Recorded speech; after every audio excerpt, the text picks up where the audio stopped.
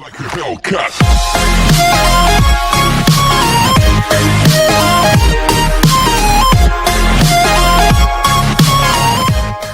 Hi students, आज हम लोग अपने नए टॉपिक के साथ आए हैं। हमारा आज का जो टॉपिक रहेगा वो हम लोग आइंस्टाइन फोटो इलेक्ट्रिक इक्वेशन के बेस पे हम लोग डिस्कस करेंगे। हम लोग फाइंड आउट करेंगे रिलेशन, और वो रिलेशन जो हमारे पास होगा वो होगा फ्रीक्वेंसी का, पोटेंशियल का और वेवलेंथ का रिलेशन हम लोग डिस्कस करेंगे। आइए हम लोग जानते हैं वेवलेंथ, फ्रीक्वेंसी और पोटेंशियल का रिलेशन क्या होगा। तो याद रखना आप लोगों ने, हम लोग यहाँ लिखेंगे relation between frequency, wavelength and potential. देखिए स्टूडेंट, बड़ा मजेदार कंसेप्ट है, छोटा सा कंसेप्ट है। तो देखिए हमारे पास यहाँ हम लोग क्या कह रहे हैं, ये आपको याद रखना है। हमने पढ़ा था कि according to Einstein equation half m v square बराबर h nu minus nu naught, हमने ये पढ़ा था। ये था आइंस्टाइन फोटो इलेक्ट्रिक इक्वेशन, हमने डिस्कस किया था। लेकिन हमने ये पढ़ा आगे डी ब्रोगल्स के अंदर कि kinetic energy converted into electron volt according to law of conservation of energy. तो यहां से मैं इसको क्या लिख सकता हूं, electron volt H nu minus nu naught. यहां से वोल्टेज फाइंड आउट करेंगे, डिवीजन में चला गया H E nu minus nu naught. तो स्टूडेंट ये बन गया relation between frequency and potential. ये रिलेशन बन गया फ्रीक्वेंसी एंड पोटेंशियल। अगर आप यह इसको छोड़ दोगे तो रिलेशन बन जाएगा फ्रीक्वेंसी एंड पोटेंशियल का। लेकिन जैसे कि आप जानते हैं nu is equal to C by lambda wavelength, ये रिलेशन होता है हमारे पास ये वाला। तो मैं इसका अगर यह यूज करूं तो हमारे पास पोटेंशियल एच बाय ई, या मैं लिखूंगा सी बाय लैम्डा और सी बाय लैम्डा नॉट, याद रहेगा। अब यहां से हमारे पास देखिए क्या कह रहा है। अब यहां से अगर हम लोग इसको कॉमन निकालेंगे तो हमारे पास potential h c by e 1 by wavelength minus 1 by wavelength naught. तो याद रखना है। तो ये हमारे पास रिलेशन जो प्रूव होगा ना, ये हमारे पास रिलेशन किस चीज का रहेगा, ये रिलेशन हमारे पास रहेगा किस चीज का, पोटेंशियल और वेवलेंथ का। तो याद रखना है, यहाँ अगर हम लोग इसको छोड़ देंगे तो ये पोटेंशियल एंड वेवलेंथ का रिलेशन रहेगा, आपको ये याद रखना है। तो ये हमारा एक तो छोटा सा आज का टॉपिक था जो आपको समझ आना था, relation between frequency, wavelength and potential. अब हम लोग देखिए जानते हैं फोटोन की प्रॉपर्टीज क्या होगी, हम लोग वो डिस्कस करेंगे। टॉपिक आपको याद रहेगा, ठीक है। अब हम लोग फोटोन की प्रॉपर्टीज की बात करेंगे। फोटोन की प्रॉपर्टी हमारे पास क्या कहती है, ध्यान से सुनेगा आप लोग, ठीक है। सुन, फोटोन की जो प्रॉपर्टी होगी और फोटोन होता क्या है मैं आपको बताने जा रहा हूँ। बड़ा अच्छा सा कंसेप्ट है। वैसे तो बहुत सारे कंसेप्ट इसके अंदर काम करते हैं, काफी सारी प्रॉपर्टीज होती हैं, लेकिन मैं आपको कुछ प्रॉपर्टीज बता रहा हूँ जो आपको याद रखनी है। तो सबसे पहले आपको याद रखना है आखिर फोटोन होगा क्या।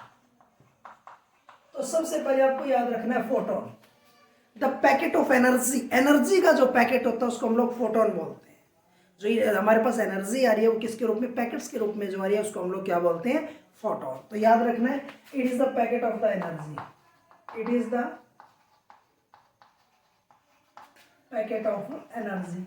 जो एनर्जी का पैकेट होगा उसको मैं क्या नाम दूंगा, उसको हम लोग क्या नाम देंगे, फोटोन नाम देंगे। ये तो डेफिनेशन होगी इसकी। अब बात आती है प्रॉपर्टी की, हम लोग प्रॉपर्टी की बात करते हैं। तो सबसे पहली प्रॉपर्टी जो आपको याद रखनी है वो हमारे पास क्या होगी, सबसे फर्स्ट प्रॉपर्टी हमारे पास ये कहता है कि इसके अंदर ये हमेशा स्ट्रेट लाइन में चलेगा, it always travel in straight line. जैसे सनलाइट आ रही है तो सूरज से एनर्जी का पैकेट आ रहा है, फोटोन आ रहा है, अब वो स्ट्रेट लाइन में आ रहा है। अगर सूरज की लाइट के सामने हमको रुकावट खड़ी कर दे तो ऐसा तो नहीं लाइट घूम के दूसरी तरफ से आ जाएगी। अगर रुकावट आएगी तो लाइट वहीं रुक जाएगी, क्योंकि ये तो हमेशा स्ट्रेट लाइन में चलती है। तो याद रखना सबसे पहला पॉइंट कि it travel in straight line, it travel in straight line. तो पहले आपको याद रखना है हमेशा ये स्ट्रेट लाइन में चलेगा, सबसे पहली बात याद रहेगा।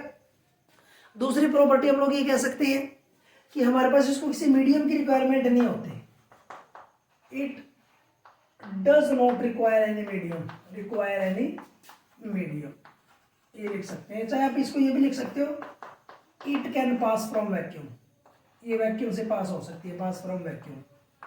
क्योंकि आप जैसा कि जानते हैं कि सन से लाइट हमारे पास आ रही है तो रास्ते में वैक्यूम भी आता है, लेकिन फिर भी लाइट क्रॉस करके हमारे पास आ रही है। It means it can pass from the vacuum, ये वैक्यूम से पास कर सकती है, इसको मीडियम की रिक्वायरमेंट नहीं होती है, आपको याद रखना है। तीसरी प्रॉपर्टी आपको याद रखनी है, it travel with the speed of light, it travel with speed of light.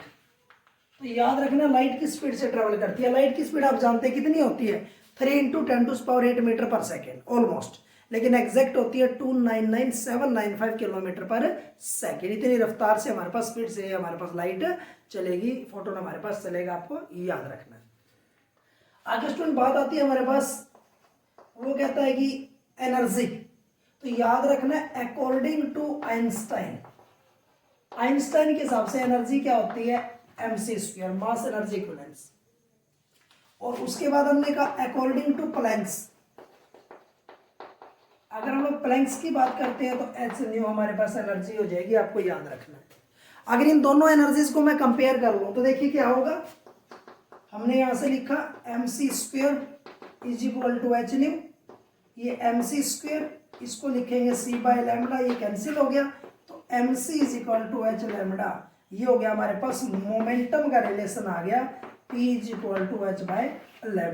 तो यहाँ जो हमारे पास मोमेंटम जो होगा ना फोटोन का, that is equal to h/λ, हम लोग उसको बोल सकते हैं। एक प्रॉपर्टी आपको याद रखनी है।